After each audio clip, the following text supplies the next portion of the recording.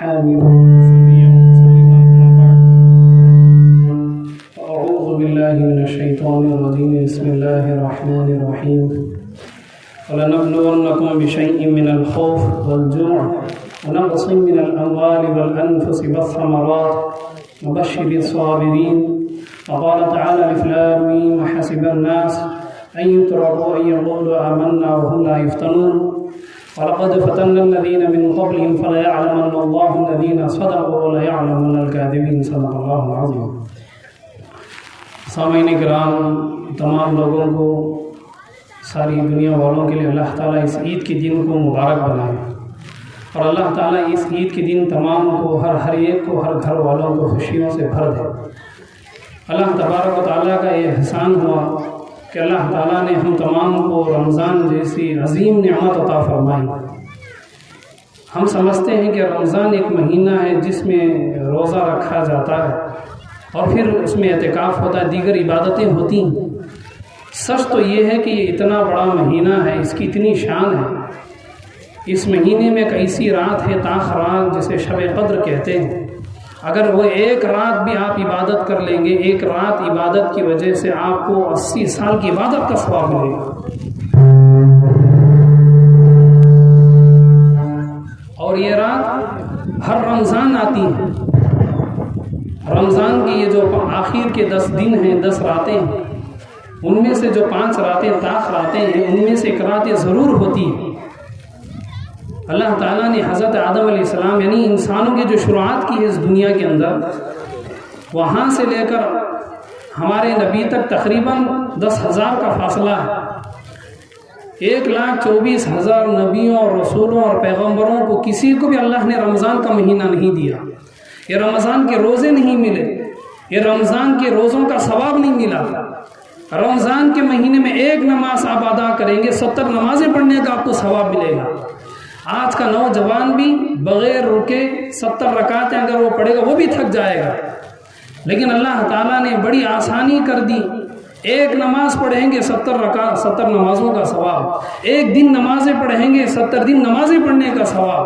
رمضان کی 30 دنوں سے کتنے دن ہو گئے. ایسی جتنی فرض عبادتیں ہیں اس کا ثواب بڑھتا ہی چلا جاتا ہے. لیکن اللہ تبارک و تعالیٰ نے یہ سب دینے کے بعد قرآن کریم میں ارشاد فرمایا: وَلَنَبْلُوَنَّكُمْ بِشَيْءٍ مِّنَ الْخَوْفِ. ہم ایمان والوں کو آزمائیں گے. ہم دیکھیں گے کہ کون سا ایمان والا سچا ہے اور کون سا ایمان والا جھوٹا ہے. جیسے مثال کے طور پر کسی کی شادی ہو گئی، ہم میں سے ہر ایک کی بھی شادی ہوتی ہے، ہو چکی. انسان کے پاس دولت ہو پھر بھی بیوی اس کے ساتھ رہے، انسان بیمار ہو جائے پھر بھی بیوی اس کے ساتھ رہے. اگر مالداری ہے، دولت ہے، کمائی ہے، سب کچھ ہے، بیوی ساتھ میں.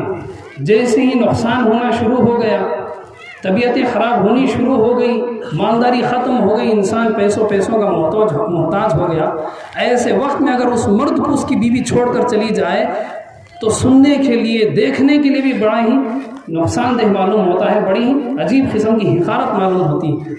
کیوں؟ اس لیے کہ سچی بیوی وہی ہوتی ہے جو خوشی میں بھی مرد کے ساتھ ہو، جو صحت میں بھی مرد کے ساتھ ہو، جو بیماری میں بھی مرد کے ساتھ ہو، جو غریبی میں بھی مرد کے ساتھ ہو، جو دولت کے ساتھ بھی مرد کے ساتھ ہو. وہ صحیح بیوی کہلاتی ہے، وہ سچی بیوی کہلاتی ہے. اسی طرح اللہ تعالیٰ نے یہاں فرمایا: فَلَيَعْلَمَنَّ اللَّهُ الَّذِينَ صَدَقُوا. ہم مسلمانوں پر، ایمان والوں پر مصیبتوں کو لے آئیں گے، بیماریوں کو لے آئیں گے، پریشانیوں کو لائیں گے، ایسی غریبی لے کر آئیں گے. کئی مسلمان کھانے کے محتاج ہو جائیں گے، ان کے گھر میں 1-1 روپیہ تک ختم ہو جائے گا. ایسی غریبی، ایسی بیماری، ایسی پریشانی، ایسا دکھ، ایسا درد لائیں گے. اور ہم دیکھیں گے کہ کون سا ایمان والا سچا ہے. اس غریبی میں بھی ہم خدا کو یاد رکھے گا. جو مسلمان جھوٹا قسم کا ہوگا، وہ ایمان والے جو صرف نام کے ایمان والے ہیں، وہ غریبی اور تنگدستی میں اسلام چھوڑ کر کے وہ غیروں کی طرف ہو جائیں گے، وہ کافر بن جائیں گے. اللہ تبارک و تعالیٰ نے فرمایا: وَلَنَبْلُوَنَّكُمْ بِشَيْءٍ مِّنَ الْخَوْفِ. ہم لوگوں کو آزمائیں گے ڈر پیدا کر کے، خوف پیدا کر کے. حضرت عمر فاروق رضی اللہ تعالیٰ عنہ کے عہد مبارک میں مسلمانوں کی جماعت کو عیسائیوں نے قبضہ کر لیا، انہیں گرفتار کر لیا. کرنے کے بعد ان کو ایک جگہ لے کر آئے، محل کے صحن میں، محل کے آنگن میں ان لوگوں کو کھڑا کیا گیا. ان میں جو اس قافلے کے، اس جماعت کے جو بڑے 2-4 لوگ تھے، ایک وزیر نے بادشاہ سے کہا کہ یہ بڑے بہادر قسم کے ہیں، یہ ڈرنے والے نہیں ہیں، بڑے ہمت والے ہیں، یہ اتنے ہمت والے ہیں کہ آپ کسی بھی میدان میں جنگ میں آپ ان کو بھیجیں، یہ کسی سے ڈریں گے نہیں۔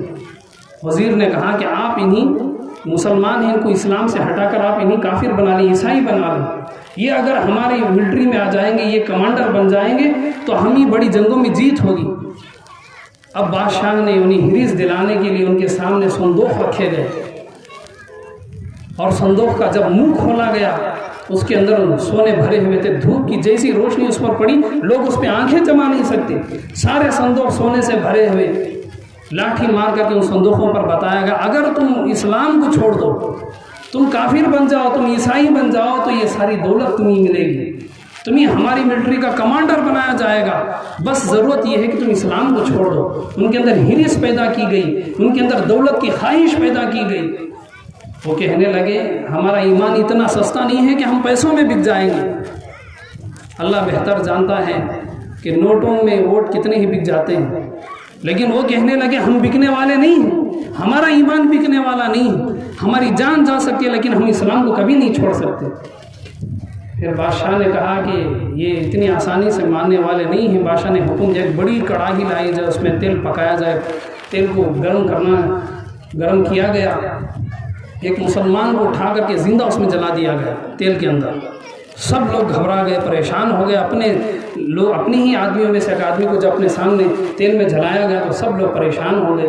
وہ جو اس جماعت کے بڑے آدمی تھے وہ رونے لگ گئے۔ بادشاہ سمجھ گئے کہ لوگ ڈر گئے ہیں، موت کا ڈر، اپنی بیوی بچوں سے بچھڑنے کا ڈر، اپنے آنکھوں کے سامنے موت کو دیکھنے کا ڈر ان کے دل میں آ گیا، اب تو یہ اسلام کو چھوڑ دیں گے۔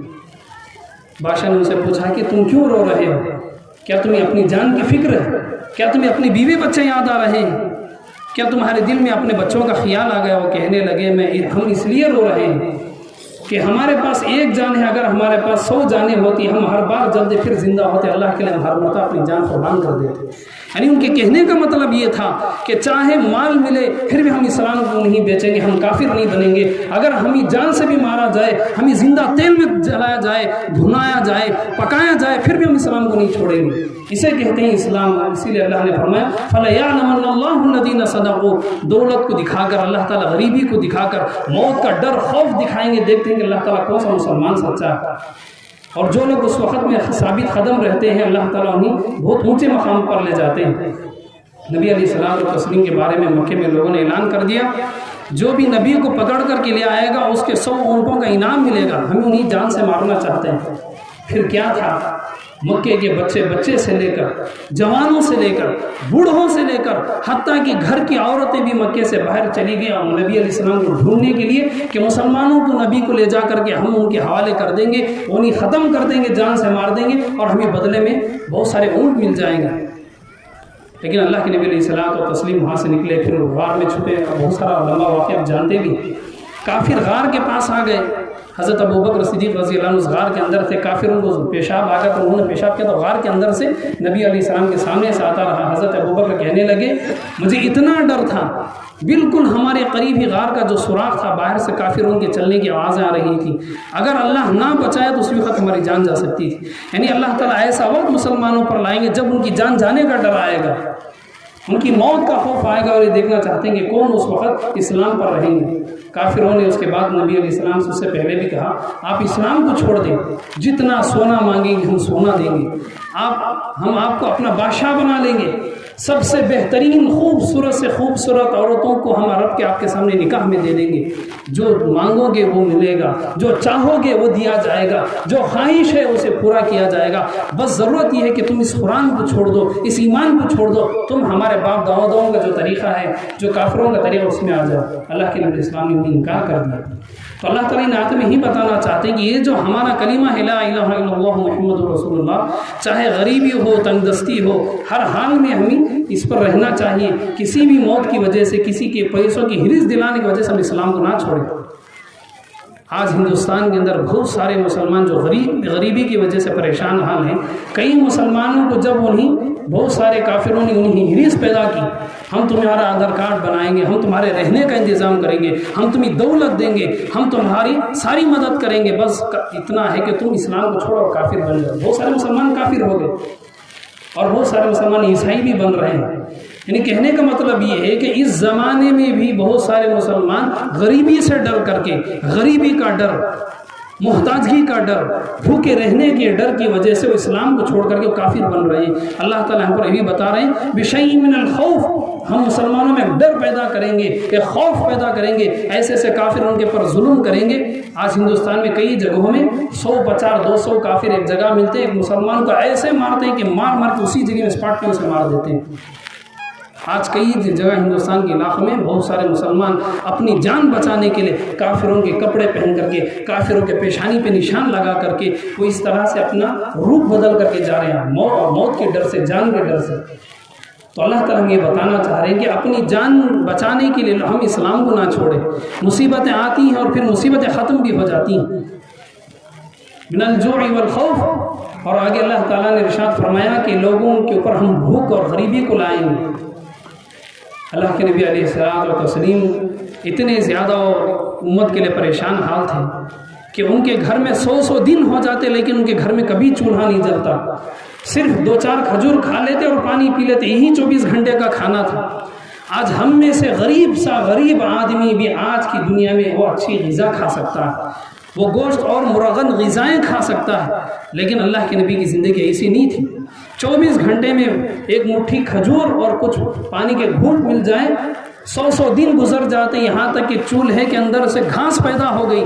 آپ اندازہ لگائیں جب چولہے کے اندر گھاس پیدا ہو جائے، جب چولہے میں کچھ بھی نہ پکے وہ کیسا گھرانا ہوگا۔